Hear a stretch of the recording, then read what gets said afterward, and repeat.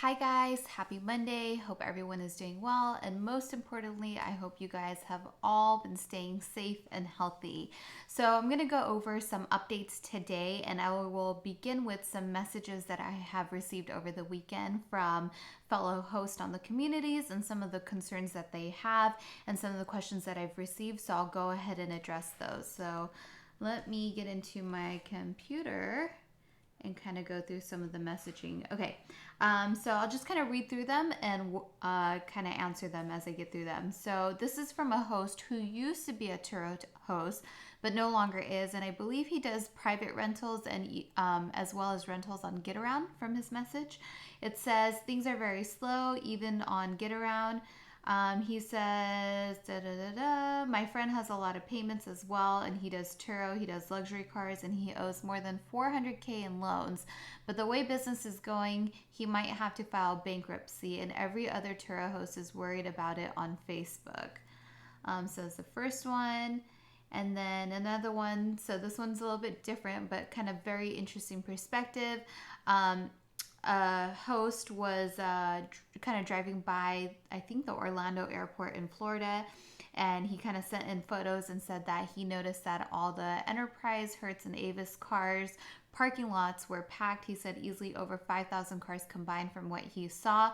He said, on the other hand, I was at one of Orlando's car auctions on Monday. I buy and sell cars as a hobby, and it was packed. Dealers were buying, no difference in pricing, just like any other day at the auction. So kind of interesting that prices haven't been impacted in terms of buying and selling. Then I had a host who's more local. He says, I am in West LA and literally Turo is shut down here. I have a few reservations coming up, but other than that, everything is literally shut down. So he's not seeing any incoming reservations. And then he became a host back in September of 2019, so fairly a new host. And then I have another message here. It says, Hi, Saimah. Wanted to get your opinion on what you think is going to happen with Turo. Do you think that they will continue to stay in business? Okay, so let's just talk about the trajectory of Turo and kind of what I think or anticipate is going on with them. First and foremost, am I worried about Turo going out of business or the platform kind of disappearing or anything like that? No, I don't think so. I think in terms of Turo and the cash that they have on hand, they're probably pretty stacked. They raised $250 million back in the middle of 2019, I believe, from IAC. And then earlier this year in February, they had raised another $30 million for their Series E round from two NFL football players. I think it was Larry Fitzgerald and Clinton McDonald, I believe. So I think in terms of cash, they're good.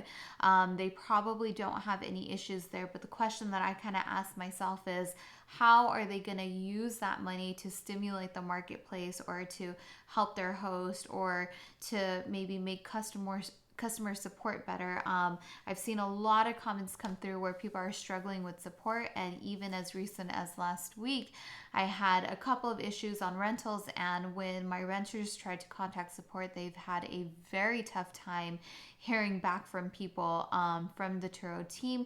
So it seems like things are maybe not 100% organized on their end, where we're sort of experiencing these lags and these delays, but it's been both on the renter end and on the host end of things. But in terms of money, I think that they're going to be fine. But the question is, how are they going to spend that money to help their host, to help their marketplace, and to kind of help move things along and generate transactions in the marketplace? So who knows, it could be by way of improving customer support. They could launch incentives. Maybe they'll give us some percentage breaks in the rev share model. I mean, I really don't know. I'm just kind of speculating on what some of the options could possibly be. I think in the next couple of weeks here, we will likely hear more and more from Turo, hopefully.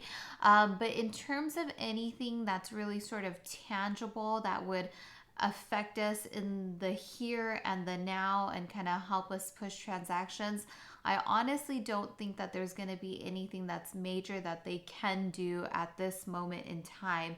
So again, like you have to really stay proactive in what you're doing with your listings if you're really trying to minimize your financial risk and bring in transactions just to offset any costs that you have. I know I read a report earlier this morning that was reporting that Airbnb was seeing about a 50 to 70% drop in bookings, and there's a whole lot of stuff going on with Airbnb, and it seems like a little bit of a mess. Hosts are angry with Airbnb. It seems like Airbnb is raising more cash right now, but some say it's because Airbnb wants to buy into other businesses at a lower price right now, maybe possibly some businesses that are defaulting. I don't really know. This is just what I've read. But given that Airbnb is down about 50 to 70% in bookings, my guess is that Turo is probably right around that same exact range. And I think most of us hosts out there, we can attest to that. We've seen the mass amount of cancellations come through, especially if you're in the harder hit areas like here in California, in New York, Washington State, New Jersey. Cancellations have really just become a part of the normal daily routine if you had pre-existing bookings. I know it's definitely been the case for me as well. So yeah, I think, Turo is probably also facing unprecedented times, and they're probably trying to get a grip on the situation, and it's a huge loss in revenue for them because obviously it's a huge loss in revenue for us. So they're probably really trying to figure out what it is that they can do. So I don't know, we'll have to see what we hear from them. And then let me kind of move on to another message, and I'll address this. Somebody messaged me, a host in New Jersey. I saw you really reduced your prices. I'm not sure it's worth it to go down that low. At some point, I feel it's more expensive for a car to go out for $20 per day than to just let it sit because of maintenance, miles, and depreciation. I have 50 plus cars, and this week is the first time I don't have any new bookings. Getting a little nervous, but waiting to hear how you're doing. Okay, so really interesting here. Obviously, a host that has taken a look at my listings now. Earlier last week, or I think even maybe the week before, I talked about how my strategy is going to be to drop my prices real low. You have to. If you want any transactions in this marketplace, that's just what it is. There is really no other options. And it's not just in this marketplace, it's what the entire travel industry is experiencing.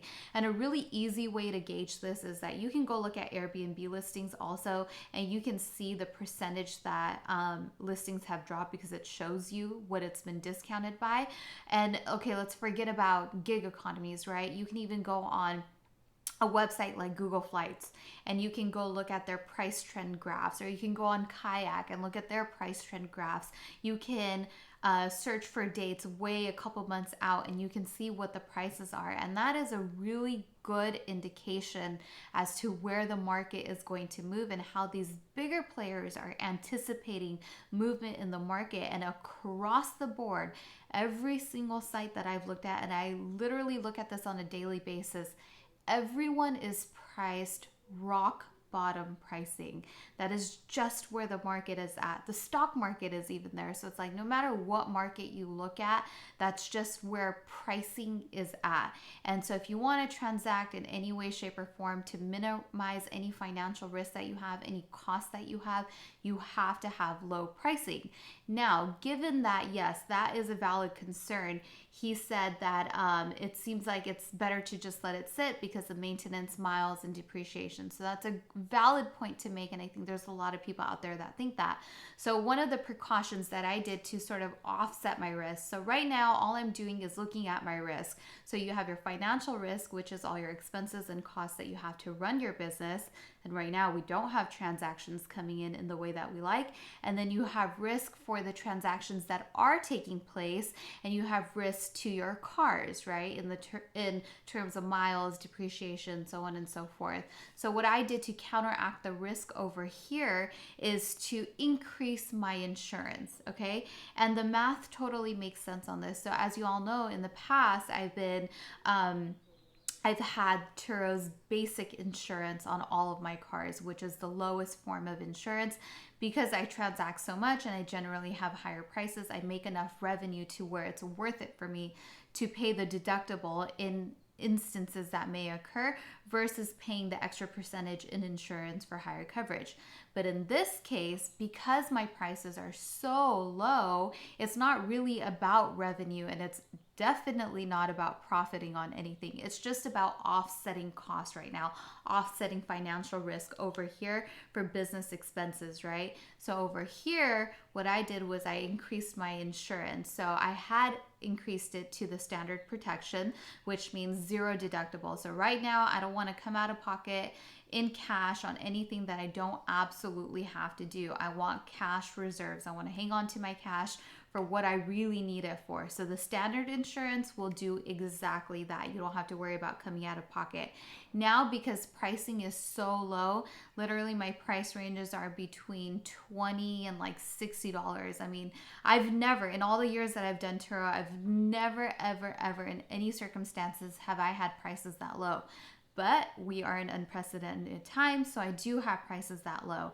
Now, when you have prices that low, it makes sense to have higher insurance because it's not costing you as much. Whereas if you have higher prices and you have higher margins, you feel a bigger effect of having to pay a higher percentage on insurance. And I will today likely go as far as to switching over all of my cars to the premium coverage, because that 5% difference between standard and premium in dollar amount on such low pricing is so small. It's like pennies on the dollar when you look at it over the length of a month. And with the premium protection, that covers wear and tear as well. So that way I'm taking on less financial risk. I'm able to still transact to cover my expenses and cost of running a business here. And then here, for the transactions that I am taking on, I'm upping my insurance and lowering my incident risk or any out-of-pocket expenses that may occur to my cars. Now, in terms of mileage and depreciation and things like that, if you guys saw my Facebook post or my community post from this past weekend, I actually saw a really good week in bookings. And for the weekend, I was almost entirely booked out except for one car that didn't go out.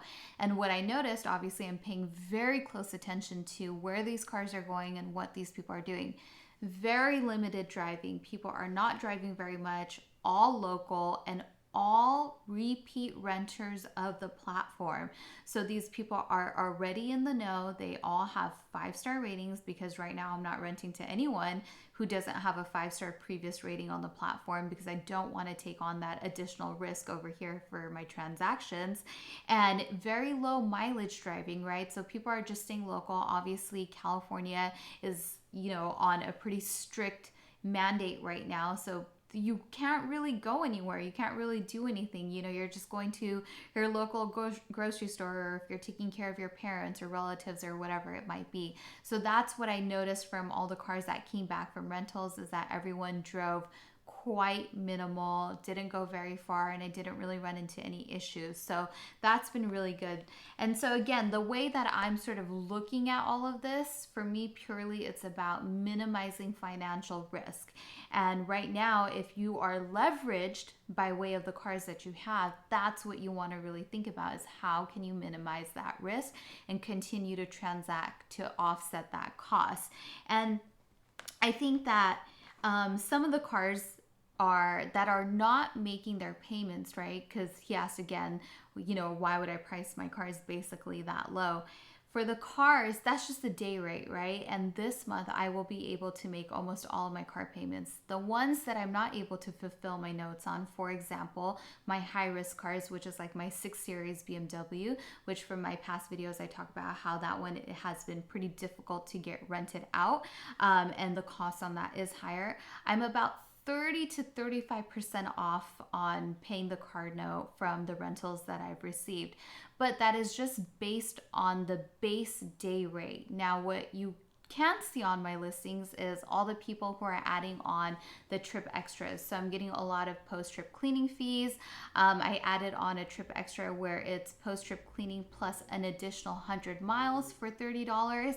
And then again, remember, when you get people to add on that trip extra, you get to retain 90% of that trip extra. So that in turn turns out to be more revenue. It's a higher dollar amount for you than just the day rate. So although you might see a $20 day rate on my listing, I would say 9 out of 10 of my bookings have some sort of trip extra going on. And I also noticed that a lot of people have not been going to the gas station and refilling up the cars. I don't know if it's just because people are just not trying to go to too many places or maybe touch too many things.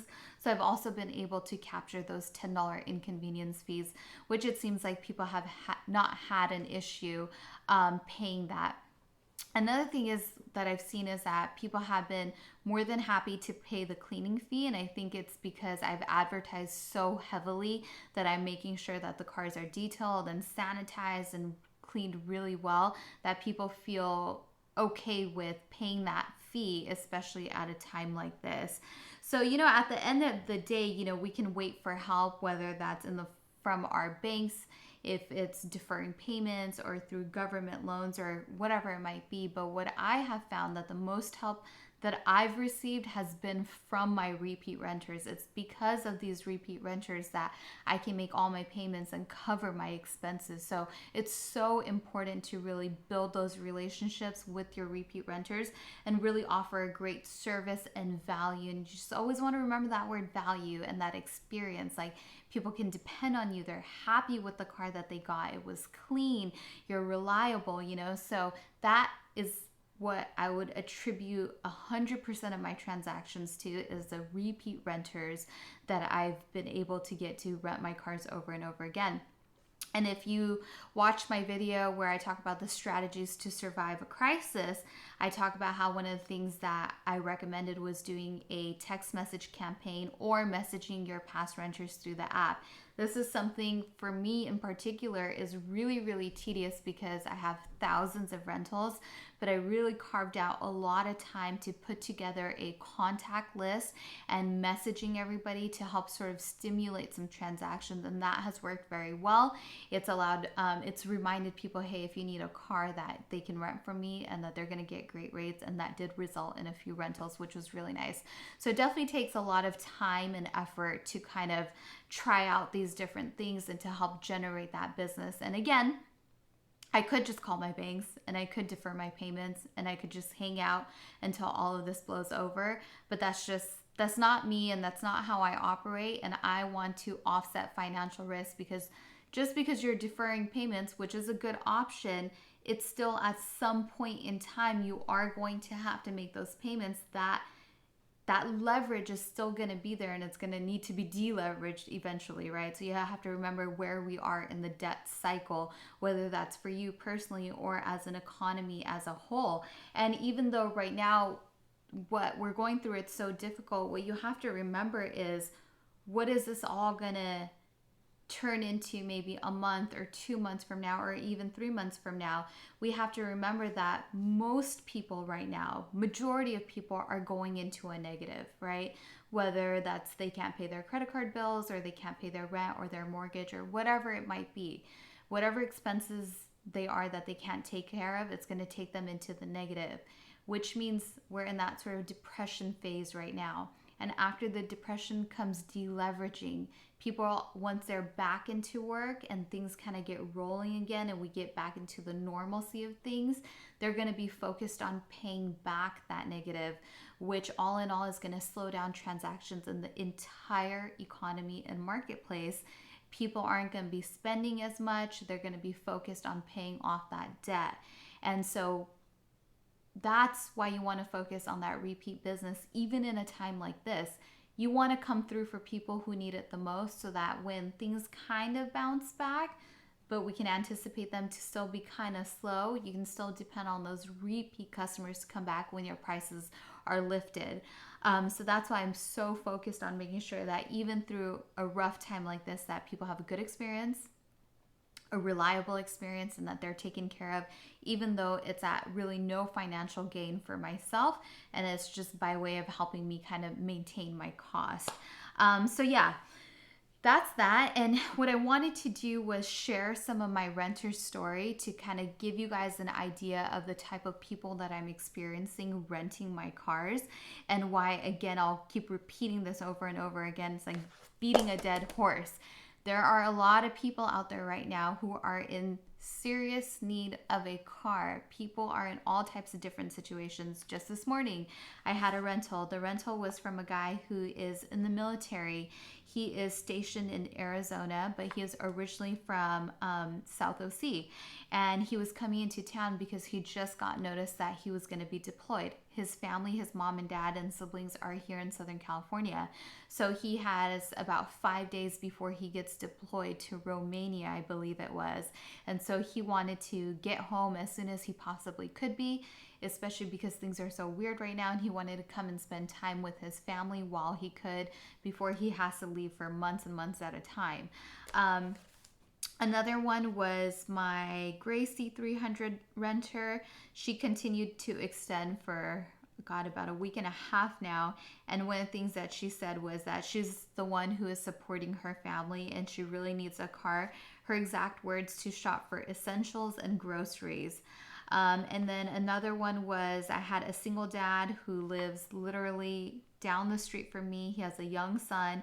His car was in the shop, and because with delays in everything right now, he doesn't know how much longer his car is going to be in the shop or when they'll be able to get to it. So he wanted to make sure that he had a car, so in case, you know, his son or him, if they need any sort of medical attention or, you know, food and things like that, that they had reliable transportation. And then another one, which was really interesting too, I had two private pilots who fly in and out of John Wayne for their boss, who they're originally from Montreal, and they are stuck here in Southern California because there was a ban on all non-essential travel with our northern border to Canada, and so they're kind of here indefinitely until they get the clearance to fly back. And so while they're here, you know, unexpectedly, they need a car to get around. So that was their story. So really interesting to just kind of see what people are going through. And again, this is such a small portion of my stories because this is literally what I can just gather from messaging. As you guys know, I'm doing contactless booking, so I don't actually get a chance to meet these people and have a conversation in person. And it's not always easy to have this conversation through messaging, but I'm trying my best to gather as much information as I can so I can get an idea as to what type of transactions are taking place in the market and why they're taking place. So that's what it's been. Another tip that I can give you guys is to really make good friends with your service providers. So whether that's your mechanics, the people who work at your local car wash, the people who work at your local tire shop, or the dealerships that you frequent with your cars. These are great people for business and referral business as well. You know, they get to see your cars. They know, you know, how clean you keep them or how well you maintain them. And I've gotten so many referrals from these people. So that's a really great way to sort of network and to build business as well, is to really network and make friends with your service providers. And to be friends with them is all around just a great business dealing anyways, because you just want to make sure that if you ever have an issue and you need something, maintenance, tires, whatever it might be, is that you're well taken care of by these people. So yeah, you know, on that note, I will wrap it up with this, is that the way I'm trying to think about this is the day-to-day is hard, right? The news is evolving, the situation is evolving, and the way I see it is that I never know, like today could be the last day that I receive any new rentals for the next couple of weeks if things really escalate and continue to get worse. So again, I'm in that sales mode. I'm trying to capture transactions while I can and serve the people that need to be served. But while not just getting kind of stuck in the day-to-day and the worries of today and tomorrow, I'm really trying to think about this 2, 3, 4, 6 months out, and really the rest of 2020. Where are people going to be at? What's the market going to look like? What are transactions going to look like? Where are you going to be financially? So these are the questions that I'm constantly asking myself. And as I ask myself these questions and my questions get better, my answers get better. And with my answers getting better, then I know what action to take, what I should be doing right now to be proactive, what steps I should be taking, what I should be building, what I should be working on, and how I should be changing my daily schedule so that the hours of work that I'm putting in have the most amount of impact into the results that I'm outputting. And I had another message from somebody that was asking me if there was like any books or pages that I could recommend to follow to learn about business or any fundamentals. And what I could say is that you should definitely tune into my 75-day hard videos. I'm reading a book called The Wealthy Gardener, and I go through it every single day with a new lesson. And those lessons are literally the foundation to everything you need to know to run a great business, to create a business, or even if you have a job, how to progress in basically any aspect of your life. So that's probably my best advice. If you don't want to just go get the book yourself, you can listen to me babble about it on a daily basis. But on that note, guys, that is all the updates that I have for today and a little look inside of what I'm doing. If you follow my Instagram at Saimah's Experience, I do post updates on the bookings that I'm receiving. I post them on my YouTube community wall as well, so you guys can see a first-hand account on how I'm transacting, what transactions I'm getting, and kind of what my flow is looking like. And again, you can pay attention to my listings as well to see how I'm doing things. So all of this is always open to you guys. But yeah, as the days go on, I will continue with updates and stories and with what's happening. And on that note, guys, have a great rest of your day. Have a great rest of your week. Stay healthy. Thank you so much for watching. If you like this channel, please do subscribe to it. And as always, send me your questions and comments. Let me know what is on your mind and let's work through it. I'm here to help to the best of my ability. Thanks, guys. Take care. Goodbye.